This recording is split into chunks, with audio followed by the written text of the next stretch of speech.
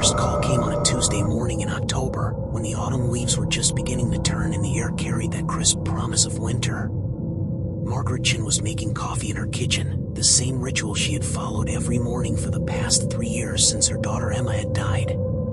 The phone rang with that sharp, demanding tone that always made her heart skip, and she answered it the way she always did, with a mixture of hope and dread that maybe, just maybe, it would be news that could somehow make sense of the world again. Instead, she heard the cold, mechanical voice of Roosevelt High School's automated attendance system. "This is Roosevelt High School calling to inform you that your child, Emma Chin, was absent from first period English class today. Please contact the school office to discuss your child's attendance record." The line went dead with a click that seemed to echo through Margaret's kitchen like a gunshot. Margaret stood frozen, the phone still pressed against her ear, listening to the dial tone that seemed to mock her with its steady rhythm. Her hands began to shake, and the coffee mug she had been holding slipped from her fingers, shattering against the kitchen tile, an explosion of ceramic and hot liquid. The sound seemed to come from very far away, as if she were hearing it through water or from the bottom of a deep well. Emma had been dead for 3 years, 2 months, and 16 days. Margaret knew this because she counted every single one of those days, marking them like a prisoner marking time on a cell wall. Emma had died in a car accident on a rainy March evening, driving home from her part-time job at the local bookstore. She was 17 years old, a senior at Roosevelt High School, with college acceptance letters already arriving in the mail and dreams of studying marine biology at the University of California. The accident had happened on Miller's Bend, a dangerous curve that the city council had been promising to fix for years. Emma's car had hydroplaned on the wet asphalt, spun out of control, and struck an oak tree that had stood sentinel in that corner for over a century. Margaret had kept Emma's room exactly as it was on the day she died. The navy blue bedspread with tiny white stars still covered the twin bed. Textbooks for AP Biology and American Literature still sat stacked on the desk next to a half-finished essay about the Great Gatsby that would never be completed. Photographs of Emma with her friends at homecoming, at the beach, laughing at some joke that would never be shared again, still decorated the mirror above her dresser. Sometimes, late at night, Margaret would sit in that room and try to feel some presence, some lingering warmth that might suggest Emma's spirit was still there, still somehow connected to the life she had been forced to leave behind. The second call came 3 days later, this time to Robert and Linda Morrison. They were eating dinner in the quiet way that couples do when they have grown comfortable with each other's silence, the television murmuring softly in the background with the evening news. Robert was cutting his pork chop with methodical precision when the phone rang. Linda answered it, expecting perhaps a telemarketer or a call from her sister in Phoenix, but instead heard the same robotic voice that had shattered Margaret Chen's morning just days before. "This is Roosevelt High School calling to inform you that your child, Daniel Morrison, was absent from third period chemistry class today and has accumulated 5 unexcused absences this semester. Please contact the attendance office immediately to discuss your child's truancy issues." Linda's fork clattered against her plate, and she felt the blood drain from her face so quickly that black spots began to dance at the edges of her vision. Daniel had died 2 years ago from leukemia, after a brave 18-month battle that had taken him from a healthy, athletic 15-year-old who played varsity soccer and dreamed of becoming a veterinarian, to a frail shadow of himself who spent his final weeks in a hospital bed, his head bald from chemotherapy, his body ravaged by a disease that seemed determined to steal everything good from the world. Robert saw his wife's expression and immediately knew something was terribly wrong.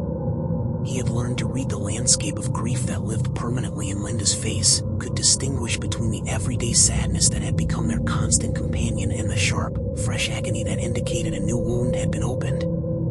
He took the phone from her trembling hand and listened to the recorded message, his jaw clenching tighter with each word until Linda thought she could hear his teeth grinding together. "What kind of sick joke is this?" he said into the phone, though the automated system had already disconnected. His voice carried the kind of rage that comes from a parent who has already lost everything and has nothing left to protect except his wife's fragile peace of mind. By the end of that week, 12 families had received similar calls.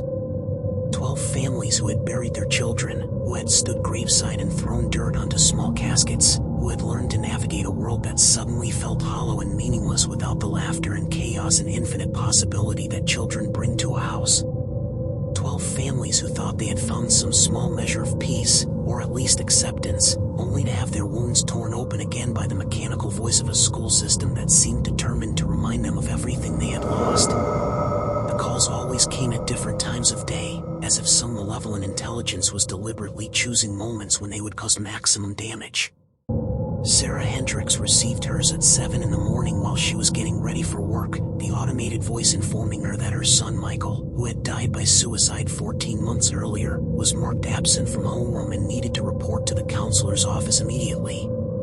The cruel irony of that message, suggesting that Michael needed counseling when it was the lack of adequate mental health support that had contributed to his death, sent Sarah into a panic attack so severe that her neighbor had to drive her to the emergency room.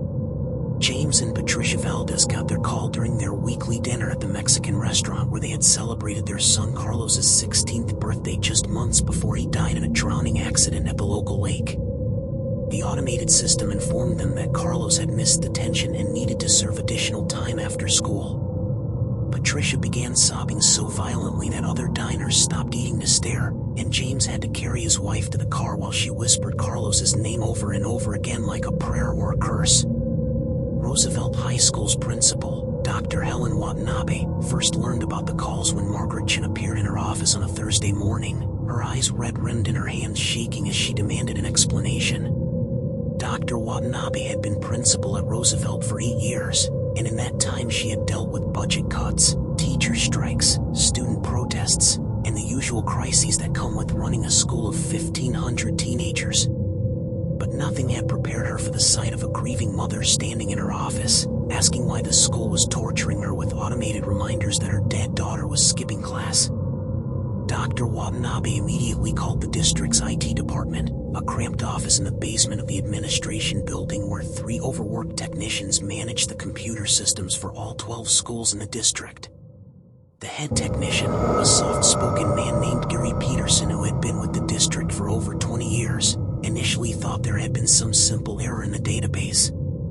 Students who had withdrawn or transferred were sometimes mistakenly left in the active roster, leading to incorrect attendance calls. It should have been a quick fix, a matter of updating a few records and ensuring that deceased students were properly marked as inactive in the system. But when Gary began investigating the database, he found something that made his blood run cold.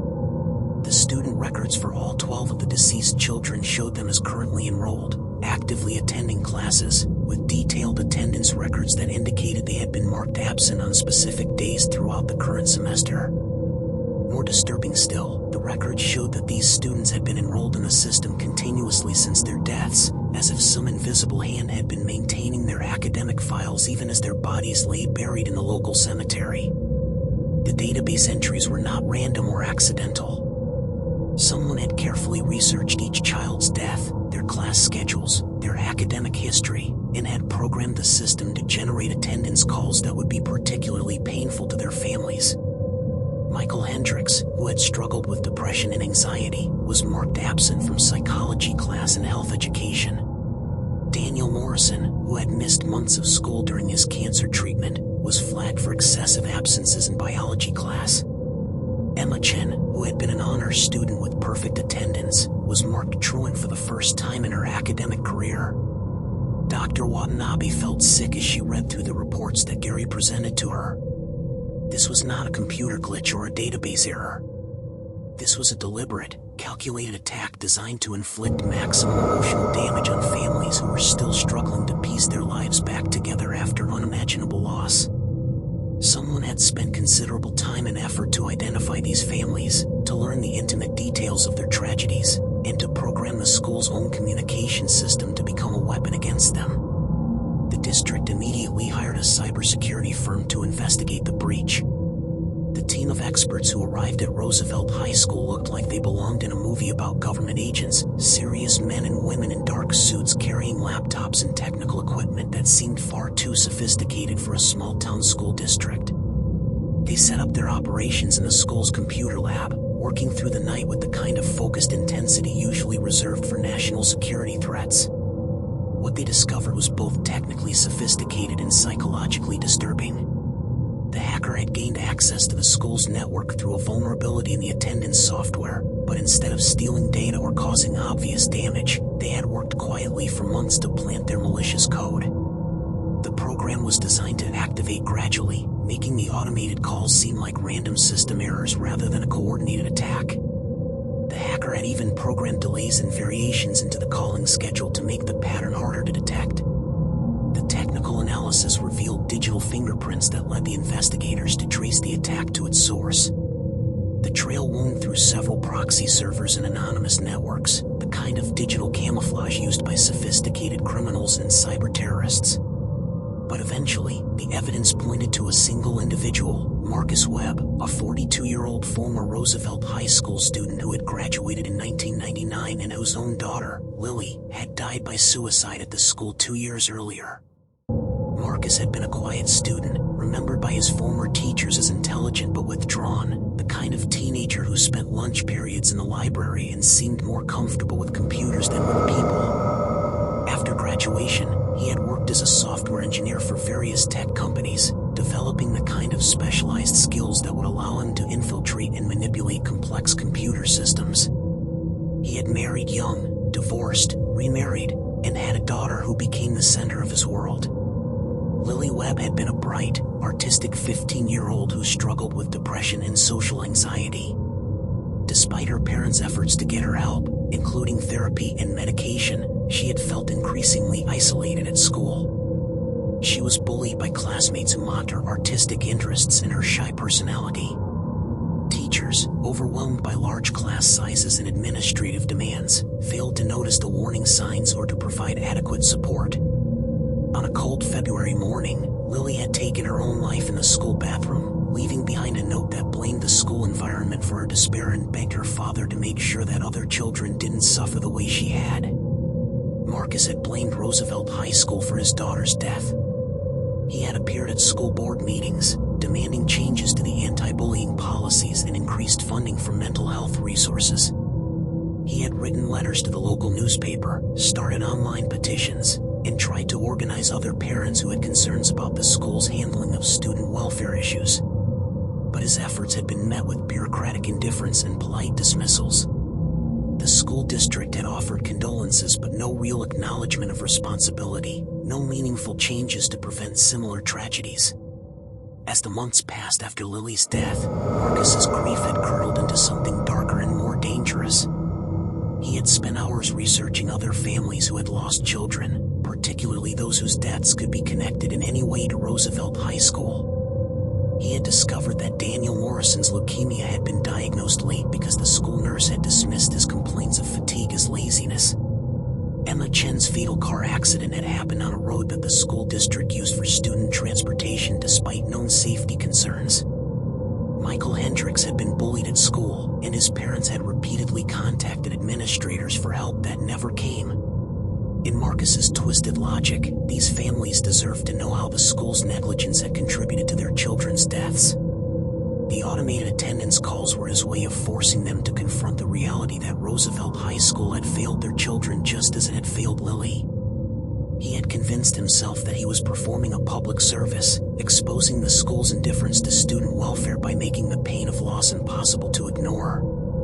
The cybersecurity team found detailed plans on Marcus's computers, outlining his research into each family and his psychological analysis of how the attendance calls would affect them. He had studied grief counseling materials and psychology textbooks to understand how to maximize the emotional impact of his attacks.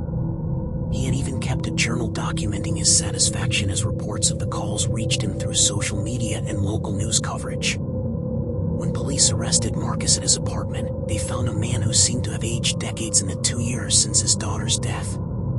His hair had gone completely gray, his face was gaunt, and his eyes held the hollow look of someone who had stared too long into an abyss of grief and rage. The apartment was filled with pictures of Lily and newspaper clippings about Roosevelt High School. The walls were covered with printouts of his research into the other families, connected by red string like something from a conspiracy theorist's fever dream. During his interrogation, Marcus showed no remorse for the pain he had caused. He spoke calmly about his actions, explaining his methodology with the detached precision of an engineer discussing a technical project.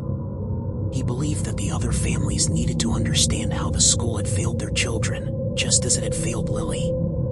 He had convinced himself that by forcing them to relive their trauma, he was somehow honoring their children's memories and preventing future tragedies. The arrest brought the automated calls to an end, but the damage had already been done. 12 families had been forced to relive the worst moments of their lives, to have their carefully constructed peace shattered by the voice of a machine that seemed to mock their grief. Some of the parents required hospitalization for severe anxiety and depression. Others moved away from the town, unable to bear living in a place where even the school system seemed haunted by the ghosts of their children. Margaret Chin never fully recovered from the experience. The call about Emma's absence had reopened wounds that she had spent 3 years learning to manage. She began having nightmares about Emma calling her from school, asking why her mother hadn't come to pick her up, why she had been abandoned in that cold, institutional building. Margaret started therapy again, but the progress she had made in learning to live with her loss had been undone by 60 seconds of automated torment. Roosevelt High School implemented new security measures and upgraded their entire computer system, but the real damage could not be fixed with better firewalls or updated software. The trust between the school and the community had been broken in a fundamental way. Parents wondered what other systems might be compromised, what other ways their grief might be weaponized against them. The school had become a place of fear rather than learning, haunted not just by the memories of students who had died, but by the knowledge that someone's pain could be twisted into a tool for causing more pain. Dr. Watanabe resigned at the end of the school year, unable to continue leading an institution that had become a source of trauma for the families it was supposed to serve. In her final address to the school board, she spoke about the responsibility that schools have not just to educate children, but to protect their memory and honor their family's grief. She talked about the importance of recognizing that behind every student record, every attendance report, every piece of data in their computer systems, there were real people with real emotions who deserved to be treated with dignity and compassion. Marcus Webb was sentenced to 5 years in prison for cyberstalking and harassment. During his sentencing hearing, several of the affected families spoke about the impact his actions had on their lives. They talked about the nights they couldn't sleep, the panic attacks triggered by their phones ringing, the way his calculated cruelty had infected their memories of their children with fresh pain. Some spoke with anger, others with a kind of broken sadness that seemed to fill the courtroom like smoke from a fire that could never be extinguished. But perhaps the most powerful statement came from Linda Morrison, Daniel's mother, who looked directly at Marcus as she spoke. She told him that she understood his grief, that she knew the desperate need to make someone else pay for the unbearable loss of a child. But she also told him that his actions had not honored Lily's memory or prevented other tragedies. Instead, he had simply added more suffering to a world that already contained too much pain. She said that if he truly wanted to honor his daughter, he should work to build something positive rather than tearing down the fragile piece that other grieving families had managed to construct. The story of Roosevelt High School's haunted attendance system became a cautionary tale about the intersection of technology and grief, about how our increasing dependence on automated systems can create new vulnerabilities for those who are already vulnerable. It raised questions about data security and privacy, but also about the human responsibility that comes with managing information about people's lives and deaths. In the months following Marcus's arrest, several of the affected families came together to form a support group. They met monthly in the community center, sharing their experiences and working together to heal from the trauma they had endured.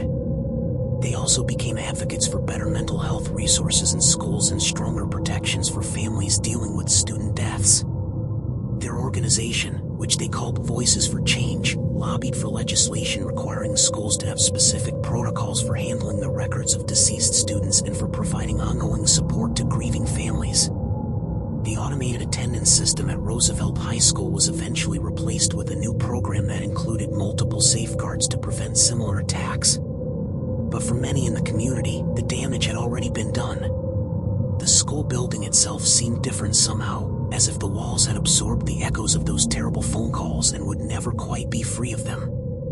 Years later, some residents of the town still reported feeling uneasy when they passed Roosevelt High School, especially in the evening when the building stood empty and dark. They spoke of hearing phones ringing in classrooms that had been vacant for hours, of seeing lights flickering in windows that should have been dark. Whether these reports were real or simply the product of a community traumatized by the knowledge that technology could be turned into a weapon against the grieving, no one could say for certain. The story serves as a reminder that in our increasingly connected world, our deepest vulnerabilities can be exploited in ways we never imagined. It shows how grief can be weaponized, how the systems we create to help and protect people can be turned against them by those who have lost their way in the darkness of their own pain. But it also demonstrates the resilience of the human spirit, the way that even in the face of calculated cruelty, people can come together to support each other and work toward healing. The voices of the dead children never truly called from Roosevelt High School. But the voices of their families, raised in grief and anger and eventually in hope, continue to echo through the community, reminding everyone who hears them that behind every name in a database, every entry in a computer system, there is a human story that deserves to be treated with respect and compassion. The automated calls may have stopped, but the real voices of love, loss, and the determination to prevent others from suffering the same pain continue to speak, ensuring that the memory of those lost children will never be forgotten, and that their families' trauma will not have been in vain.